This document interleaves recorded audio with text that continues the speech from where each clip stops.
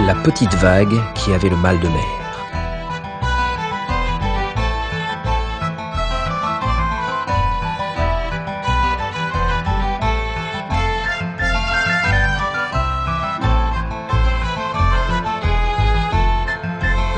Il était une fois une petite vague perdue au milieu de l'océan.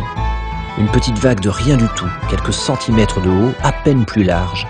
Une petite vague insignifiante et anonyme, ressemblant comme une goutte d'eau aux millions de petites vagues voyageant sur les mers depuis des millions d'années au gré des vents et des marées.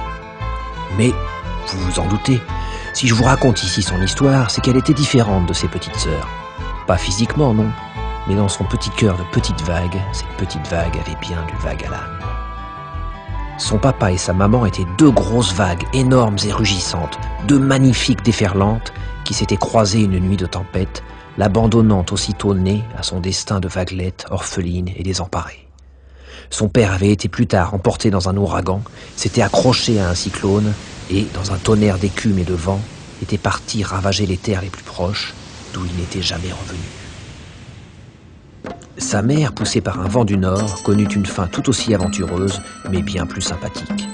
Les courants marins la portèrent jusqu'aux côtes d'un pays si chaud qu'elle s'évapora, monta au ciel en millions de gouttes d'eau, et, après avoir voyagé dans un gros nuage lourd, retomba en pluie sur des terres arides où la vie, absente par manque d'eau, revint bientôt. Depuis des siècles qu'elle ondoyait à la surface de l'eau, avec pour seule compagnie l'écume et le vent, avec pour seul horizon l'horizon, pour seul spectacle celui du jour se levant et du soleil couchant, la petite vague s'ennuyait à mourir et ne supportait plus de vivre au milieu de l'océan. Bref, la petite vague avait le mal de mer. Elle avait bien eu parfois des années auparavant la visite de quelques baleines venues percer la surface de l'eau dans un grand geyser d'écume et des milliards de gouttes d'eau s'éparpillant dans le ciel comme une pluie de diamants. Mais les baleines, chassées par les hommes, avaient bientôt disparu, elles aussi. Sa vie s'écoulait monotone. Au fil des jours de calme plat ou des nuits de tempête, la petite vague attendait vaguement, sans trop y croire, un miracle météorologique qui l'emporterait vers d'autres cieux. Elle redoutait par-dessus tout ces nuits de pleine lune où l'océan devient lisse comme un miroir, où même le vent ne chante plus, où les vagues, petites et grosses, s'aplatissent jusqu'à se confondre en une immense étendue d'eau, infinie, immobile et sans vie. Elle n'aimait pas non plus la houle qui la faisait rouler, craignait les ouragans qui la malmenaient et se méfiait des mers démontées ou hachées qui risquaient de la séparer de ses amis, les petites vagues insouciantes qui l'accompagnaient, insensibles, elles, aux vagues à l'âme et au mal de mer. La petite vague n'avait jamais vu un bateau. La petite vague n'avait jamais vu un baigneur, ni le moindre pédalo, jamais vu le bord de l'eau. La petite vague en avait par-dessus la crête de passer sa vie à faire des vagues. La petite vague écumée de rage de n'avoir jamais vu la plage. Elle rêvait qu'un vent malin viendrait un jour la conduire sur le sable doré d'une plage ensoleillée.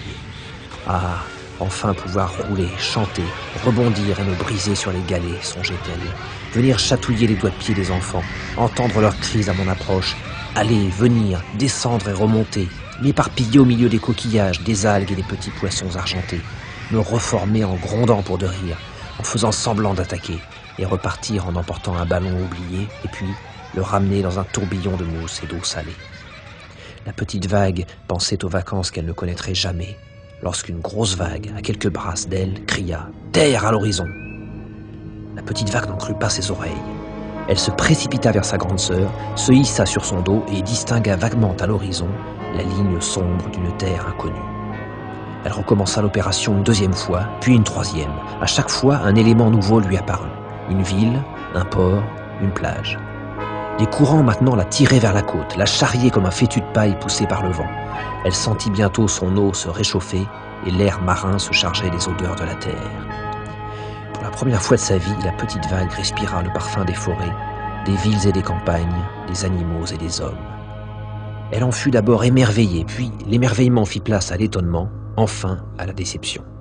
Les odeurs nauséabondes de gaz carbonique qu'elle découvrait lui rappelaient étrangement celles des nappes de pétrole qu'elle avait parfois croisées dans sa longue vie de petite vague au milieu de l'océan.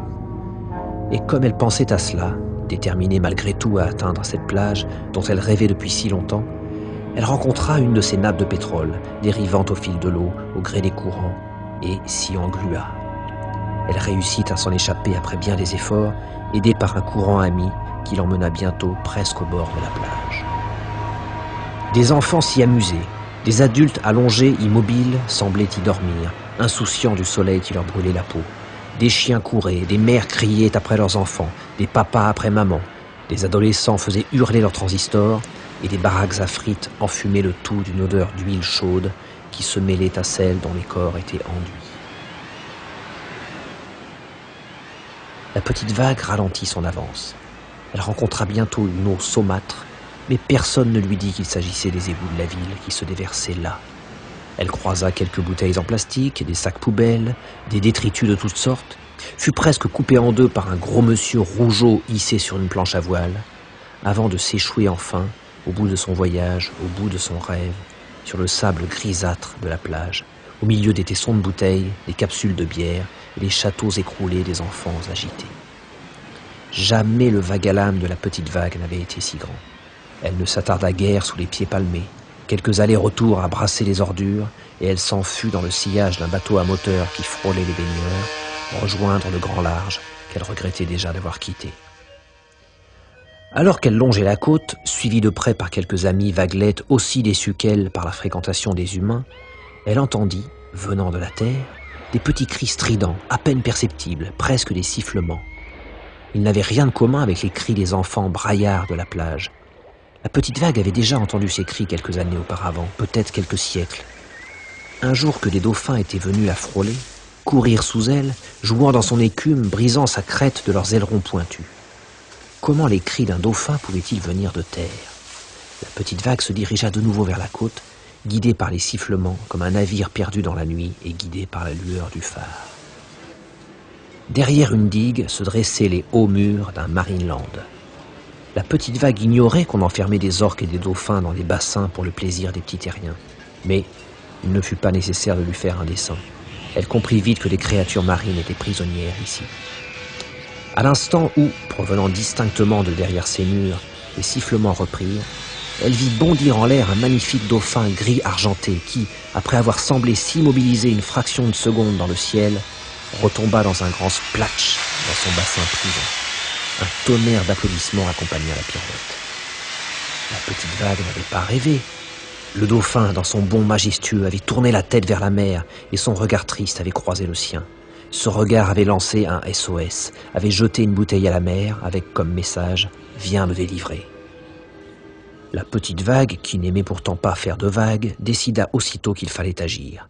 Elle commença par alerter toutes les petites vagues qui voguaient autour d'elle, en leur recommandant d'alerter à leur tour toutes les vagues des alentours jusqu'au fin fond de l'océan.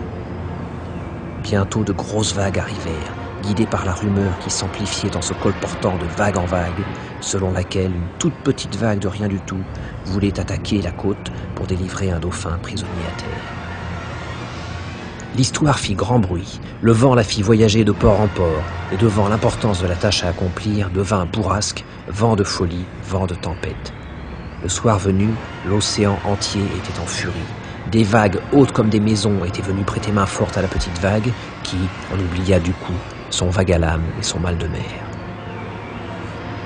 Les vents, les courants et les vagues se jetèrent alors sur la côte, et cette nuit fut une nuit de tempête comme aucune nuit et aucune mer n'en connurent jamais. Les hommes se cachèrent dans leurs maisons, volets fermés, les bateaux de pêcheurs rentrèrent bien vite au port, où, malgré l'abri des digues et des jetées, leurs amarres furent malmenées. Mais le plus fort de l'assaut du vent et de l'eau fut contre les murs du Marineland. Des déferlantes vinrent s'y briser 10 fois, 100 fois, des murs d'eau salée, poussés par des vents furieux et des courants déchaînés, vinrent en lézarder les fondations et en briser le faîte, jusqu'au moment où, dans un grand fracas, les murs des bassins cédèrent sous ses coups de boutoir. Le reflux d'une vague gigantesque entraîna avec lui les murs en miettes, la vague suivante emporta avec elle dauphins, orques, otaries et autres morses, tous ces mammifères marins désormais libres de regagner leur élément naturel, l'océan immense, la liberté. Presque aussitôt, le vent tomba et la mer se calma. La tempête avait duré quelques heures et n'avait finalement fait d'autres ravages que sur les murs de cette prison désormais vide. La petite vague repartit au large avec ses grandes sœurs qui bientôt se calmèrent, s'arrondirent, puis s'aplatirent jusqu'à ne plus devenir qu'un léger clapotis à la surface de l'eau. Les dauphins s'éloignèrent aussi de la terre et disparurent à l'horizon, d'où ils ne revinrent jamais. Si un jour, en mer, tu vois passer un banc de dauphins, comme il arrive souvent qu'ils viennent, peu rancuniers envers les hommes, jouer le long de l'étrave des navires, regarde bien derrière eux, dans leur sillage. Tu verras toujours une petite vague qui les accompagne, une petite vague insouciante et joyeuse, une petite vague amoureuse des animaux libres dans l'océan, une petite vague qui n'a plus de vague à l'âme et plus de mal de mer.